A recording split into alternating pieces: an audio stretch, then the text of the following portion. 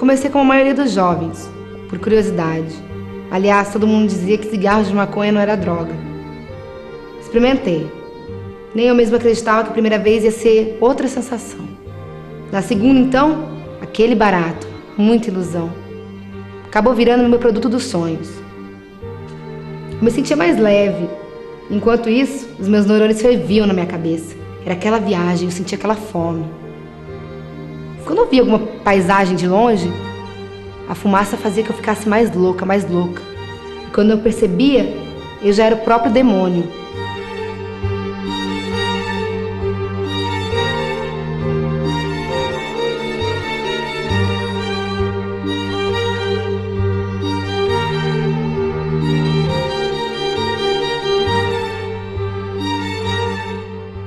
Os fatores que levam as pessoas a usar drogas são fatores socioeconômicos, na verdade. Quer dizer, as questões econômicas estão envolvidas por trás desse processo, o processo de estruturação das bases, né, da família, das bases sociais mais sólidas, que levam as pessoas a terem comportamentos motivados por fatores externos e por fatores que determinam um tipo de conduta que dentro da sociologia a gente chama de conduta desviante, não é? Fica mais fácil analisar isso se a gente olhar um pouquinho dentro do Rio de Janeiro, por exemplo, que é o grande exemplo, não só o Rio de Janeiro, mas o grande exemplo hoje da questão do narcotráfico, do consumo de drogas e como que ele vem crescendo no país.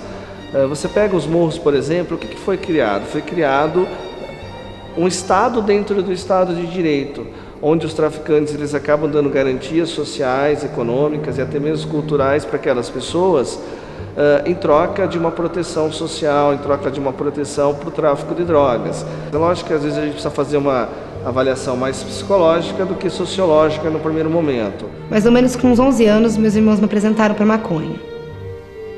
O Alex, o Rob e o Binho tinham uma diferença mais ou menos de 1 ano. O Binho teve meningite e acabou ficando surdo. Minha mãe esperou 5 anos e me teve. Aí depois de 3 anos nasceu minha irmã Juliana, que também teve meningite e acabou tendo paralisia cerebral e ficando excepcional.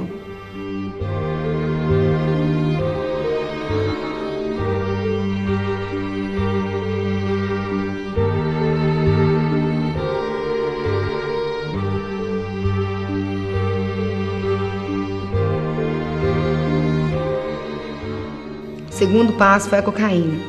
Eu lembro que eu morava com um namorado meu que também cheirava. 2 loucos, 24 horas no ar. Ganhei o mundo e uma desilusão e tanto. Uma vez ele encontrou heroína no meu bolso. Achou que era cocaína e cheirou. Foi então que foi a última vez que eu vi.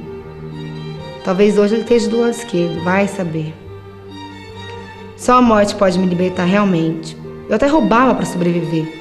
Ou melhor, para manter o vício e não morrer.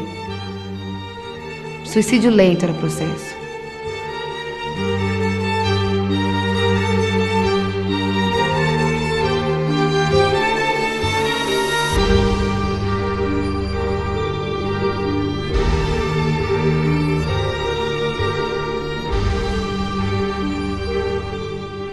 Ele sai um pouco da realidade na qual ele vive, ele se esquece ou deixa de lado muitos valores que são valores que conservam, né, a própria existência. E em se tratando de existência, nós poderíamos fazer um certo paralelo, uma certa comparação no que diz respeito à droga e o sentido da existência.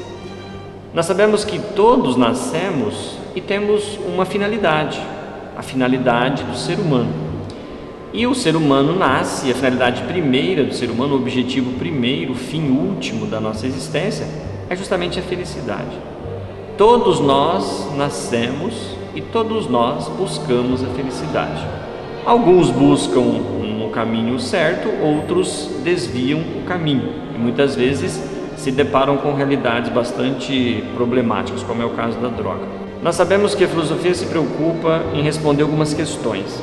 Dentre elas, as 3 básicas são: o homem, quem é ele, de onde ele veio e para onde ele vai. Então, dentro dessas questões, nós poderíamos pensar numa 4ª questão, que seria o homem. Qual o sentido da sua existência? E muitas vezes a busca pelo sentido da existência e o fato de não encontrar um sentido da existência acaba por provocar no indivíduo, por proporcionar nele a busca em meios que não encontra ou não se encontra de fato a felicidade. Ele vai encontrar a infelicidade, porque buscou em lugar errado. A droga ou as drogas seria esse lugar totalmente errado, onde alguém poderia ou pudesse encontrar a felicidade. A felicidade está numa autoestima elevada, numa autorrealização, numa busca constante de sentido para a existência.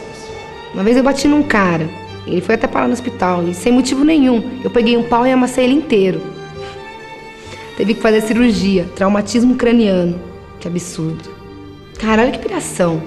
Um dia eu sonhei que eu tava morta. Eu desci as escadas e chamei pelo meu pai, mas ele nem me olhou. Eu tava tão louca que eu fiquei acreditando que eu tava morta.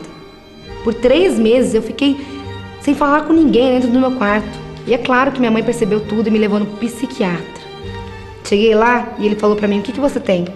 E eu ignorei. Até o dia que eu virei pra ele, falei assim, cara, eu tô morta, eu morri.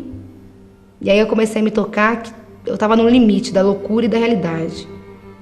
Na verdade era um processo incessante. Eu me vi perto de ficar sem perspectiva, cair na depressão.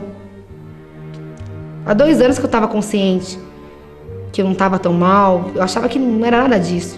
Mas hoje eu já enxergo tudo isso. Eu era uma pessoa imprevisível, inconfiável. E aí acabei percebendo que minha chance era 0. Eu não vou dizer que eu parei de usar essa porcaria. Eu quero parar, mas eu não consigo. Eu consegui diminuir muito, assim, mas eu não consigo parar. Eu não tô fumando de segunda a segunda mais, nem como café da manhã, mas nesse momento que eu tô contando a minha experiência, faz umas 2 semanas que eu não uso. Eu tô com medo, porque da última vez foi horrível. Eu sei que vai demorar muito pra sair dessa. E eu sei que eu vou usar de novo, vai acontecer toda aquela coisa horrível de novo. Aquela agonia, aquele desespero. Eu sei que vai chegar um dia que enquanto eu achar que eu tô morrendo, na verdade eu vou estar morrendo. E aí já era.